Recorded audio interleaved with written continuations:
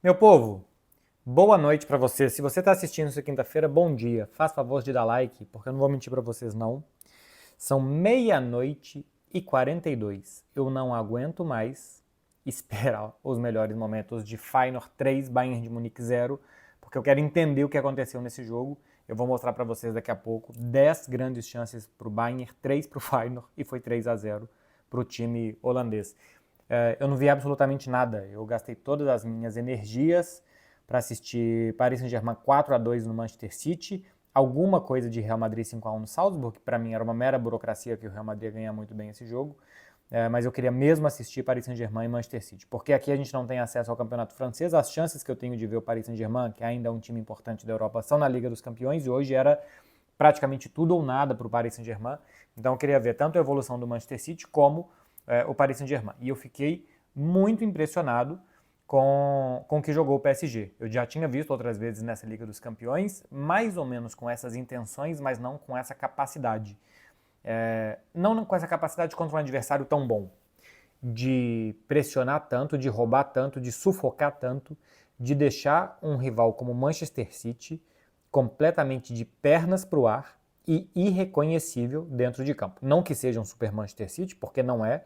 É um time que vem de uma goleada por 6-0, que tinha 3 vitórias e um empate nos últimos 4 jogos, mas ainda é um Manchester City fragilizado, e acho que essa temporada a gente verá sempre o Manchester City fragilizado, mas a capacidade do Paris Saint-Germain de marcar muito bem na frente, de trocar passes muito rápidos, de recuar também com muita velocidade para impedir transições do Manchester City, tirando por 10 minutos nos 10 primeiros do segundo tempo, me chamou a atenção. Para mim ainda é o time que falta o homem-gol, né? Falta um definidor, mas a capacidade de gerar jogo do PSG e de principalmente de fazer com que o adversário dance a música dele, que o jogo vá para onde o Paris Saint-Germain quer, ela é muito grande. Tem um critério para definir normalmente quem joga bem e quem joga mal, que eu acho que é normalmente mal utilizado, que é a posse de bola. Porque tem time que não quer ter a posse de bola. É uma estratégia não ter a bola e deixar a bola com o adversário. Normalmente o Manchester City quer e o Paris Saint-Germain também. O Paris Saint-Germain teve 63 contra 37% de posse de bola do Manchester City, é quase o dobro de posse de bola que teve o PSG. Foram 8 grandes chances criadas. É isso? Deixa eu ver aqui se eu acho. Acho que são 8 contra 3 grandes chances criadas do Paris Saint-Germain contra o Manchester City. Tem outro dado que eu acho interessante também, e eu já deixo a pergunta aqui, se vocês têm dado em casa. Tem outro dado que eu acho interessante, que é a média de idade. O Paris Saint-Germain tinha uma média de idade de 3 anos mais baixa do que a do Manchester City. 8 grandes chances do PSG, 5 do Manchester City.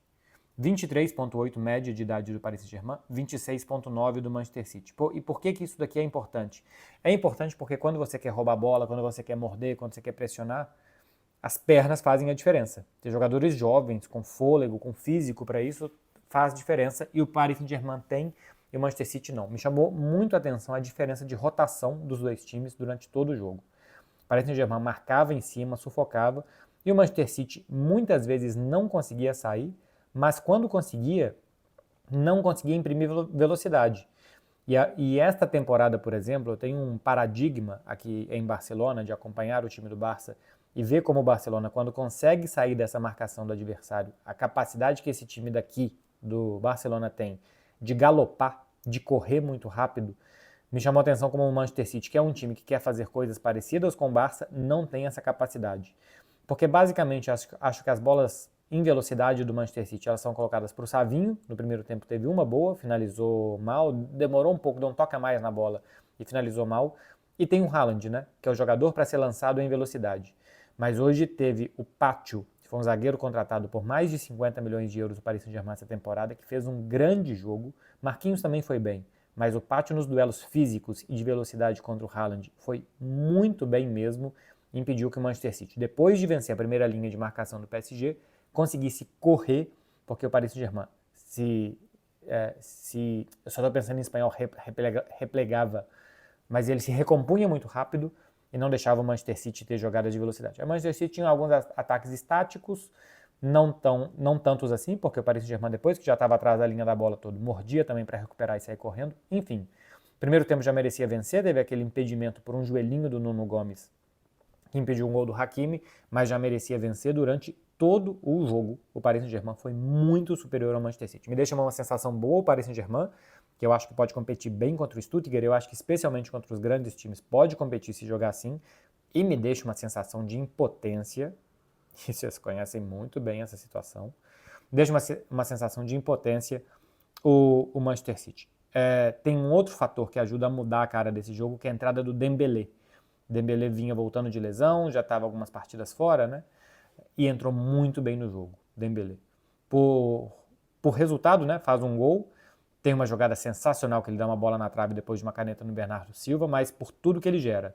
2 dribles certos de 2 que tentou, 2 duelos vencidos dos 2 que tentou, 3 passes-chave, poucas perdas de posse de bola, deu continuidade no jogo, foi perigoso, fez gol, mandou bola na trave, ajudou a mudar o jogo o Dembélé, completou um gol numa jogadaça do Barcola, né? Eu quero mostrar para vocês 2 coisas que mostram a diferença de como o Manchester City estava completamente desconjuntado e o Paris Saint-Germain não. São 2 print screens, na verdade vão ser 3, mas de 2 lances diferentes. O primeiro deles, deixa eu pegar aqui para vocês, o lance do segundo gol do Paris Saint-Germain. Olha como são os de azul. 7 jogadores do PSG na jogada, né? Tem uma linha de 4, uma linha de mais 2 ali, e tem mais um chegando ali atrás, contra 6 do Manchester City. O Manchester City basicamente se defendia com pouca gente voltava para defender, tinha essa linha de 4 defensores atrás e mais os meio-campistas que ficavam ali correndo. Olhem os segundos, 59 minutos e 46 segundos. É porque eu não posso mostrar o vídeo para mostrar o desenrolar da jogada. Mas aqui a bola vai ali para a esquerda, tem a finalização, bate na trave e Barcola vai pegar o rebote para marcar. O segundo frame é de 4 segundos depois. Nesses 4 segundos, só o Bernardo Silva se juntou aos jogadores do Manchester City. Ninguém voltou. Em 4 segundos, aí já está o Barcola finalizando para a bola entrar.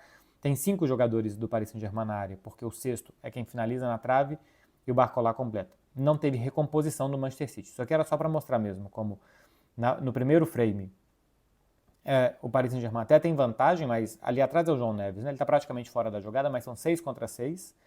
E depois praticamente não volta ninguém, em 4, 5 segundos, só o Bernardo Silva que chega, nem participa do lance, está ainda fora da grande área.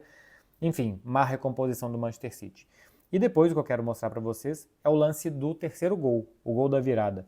Olha lá em cima como o João Neves está pedindo a bola sozinho, tanto de jogador do Manchester City preenchendo o centro da grande área, ele está pedindo a bola sozinho e a bola vai ser para ele.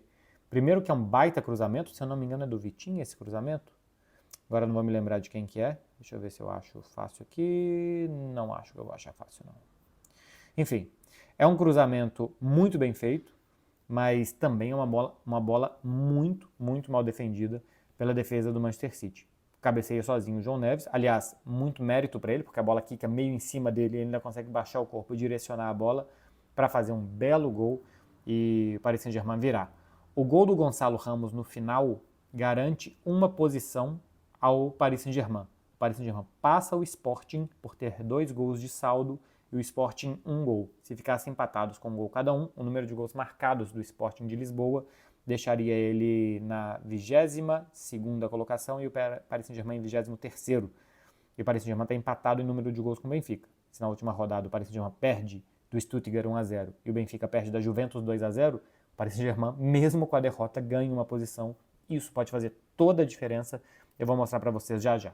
Passando para falar do Real Madrid, que nem precisou dominar e encurralar e pressionar o seu adversário, porque o Salzburg tem como característica, porque é dominante no seu país, jogar e ir para cima, e tentou fazer isso contra o Real Madrid. Foi bastante honesto e justo o que tentou fazer o Salzburg, mas o que o Real Madrid mais gosta é isso, adversário que vai para cima e que dê espaço para ele, Real Madrid, correr, e assim o Real Madrid construiu boa parte dos gols.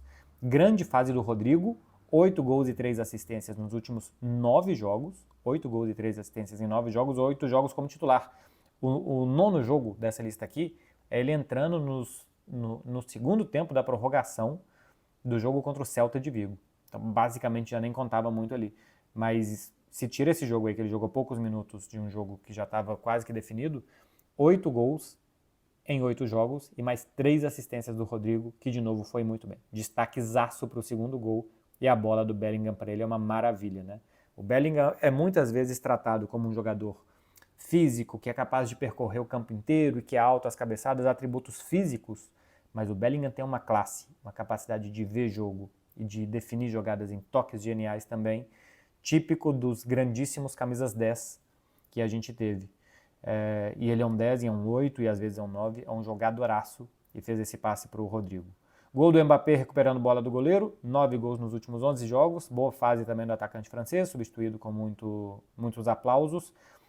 Muito boa a movimentação do Vini no quinto gol, saindo da ponta, fazendo um facão muito rápido para receber o passe do Valverde e definindo muito bem. 7 gols do Vinícius também nessa Liga dos Campeões, se juntando quase que ao topo da artilharia. Enfim, uma partida bastante tranquila do Real Madrid, com seu trio de atacantes marcando, com Bellingham jogando muito bem.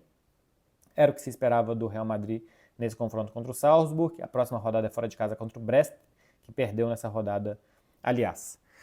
Bom, para finalizar o que eu vou falar de jogo, porque depois eu vou falar de tabela, Feyenoord contra Bayern de Munique. Eu quero mostrar esse print screen para vocês verem.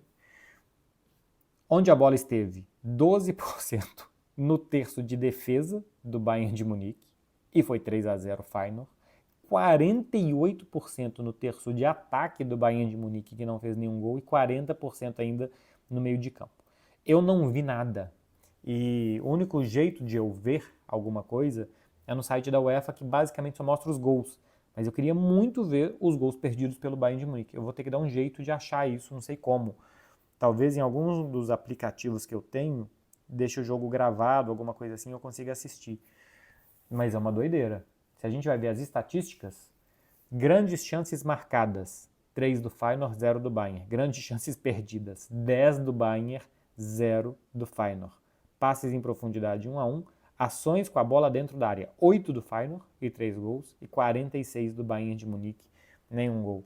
Deixa eu ver se eu acho, eu quero ver o XG desse jogo, enquanto eu falo com vocês.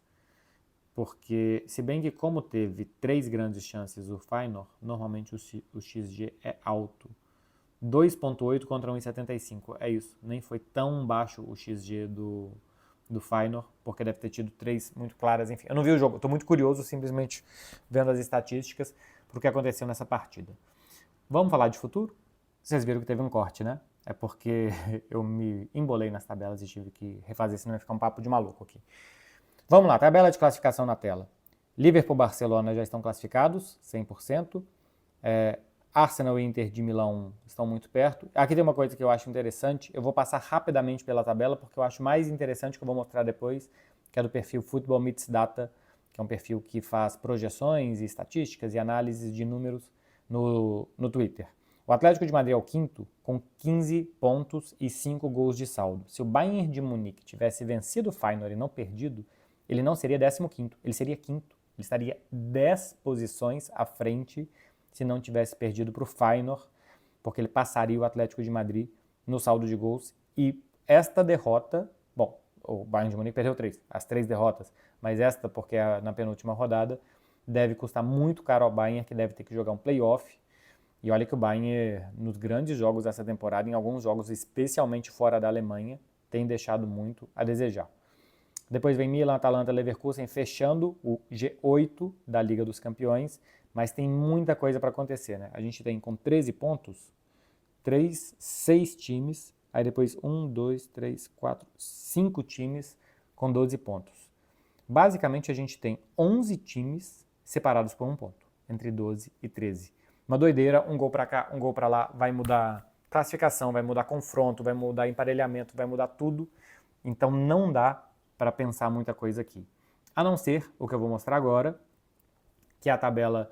Isso aqui que vocês estão vendo a partir de agora não é a tabela de classificação, é a tabela de probabilidades de classificação, tanto que o Manchester City aí aparece em 24º na tabela de classificação nesse momento. E ele é 25º, ele está atrás do Stuttgart, mas ele tem mais chances de se classificar que o Stuttgart, então nesta tabela aqui ele aparece na frente, para vocês verem quem tem mais chance de fazer o quê.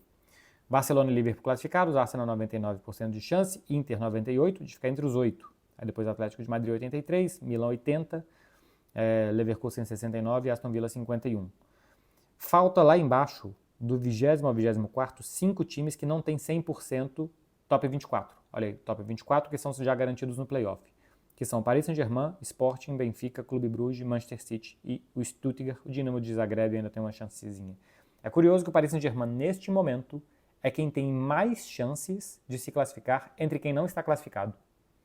Quando a rodada começou, o Paris Saint-Germain tinha 60% de chance de se classificar. Depois de ganhar do Manchester City, passa para 84%. Até pode passar com derrota, caso o Manchester City não vença, ou caso o Benfica perca por mais do que um gol do que ele perder, caso o Sporting perca pela mesma diferença de gols ou mais do que perder o Paris Saint-Germain. Se o Paris Saint-Germain perder de 5-0 do Stuttgart e o Benfica perder de 6-0 da Juventus, passa o Paris Saint-Germain. Se o Paris Saint-Germain perder de 5-0 do Stuttgart e o Sporting perder de 5-0 do Bolonha, passa também o Paris Saint-Germain. O Manchester City não passa com empate. Ele precisa vencer o Clube Bruges na última rodada. O Clube Bruges ainda aparece com 93%, porque tem 11 pontos, mas é o penúltimo, é o 23º, com chances de passar aqui. O Stuttgart vencendo o Paris Saint-Germain passa, enfim. Os jogos importantes para essa tabela de classificação da parte de baixo da última rodada: Paris Saint-Germain e Stuttgart, Stuttgart e Paris Saint-Germain, jogando na Alemanha. Sporting contra Bolonha, olho no Bolonha, que começou a temporada bobo, mas nesse momento não é um time bobo. Recentemente empatou com a Inter, ganhou nessa rodada. O Sporting vai jogar a vida, imagino que vai ser um inferno em Lisboa, mas o Bolonha vem jogando bem nesse momento da temporada. Juventus e Benfica. A Juventus que empata, numa dessas é muito bom para o Benfica, que a Juventus continue assim, porque com um pontinho ele deve passar. Manchester City contra Bruges. Se o Manchester City não ganhar, ele não merece. Toda a razão de ficar de fora caso não vença. É isso, meu povo, de projeções e de classificados e dos jogos que eu vi nessa quarta-feira. Amanhã a gente vai ter uma semana do Barça para falar das renovações que estão a caminho, para falar mais detalhes do jogo contra o Benfica, para mostrar alguma coisa também tática do jogo contra o Benfica, enfim, para mostrar o que vem aí também para o Barcelona, para mostrar a situação dele na Champions, como tá e como fica, e quanto de dinheiro ele vai ganhar. Vou fazer um apanhadão do Barcelona amanhã. Se você chegou até aqui é porque você gostou, então curte aqui o vídeo para ajudar quem está produzindo conteúdo a 1 da manhã para vocês, e se inscreve também no canal para você não perder os próximos conteúdos que a gente vai ter por aqui. Deixa também um comentário falando quem é que você acha que vai se classificar na Liga dos Campeões. Vamos ver quem é que acerta. Valeu, gente. Até amanhã, hein? Volto daqui a algumas horas para vocês. Tchau, tchau.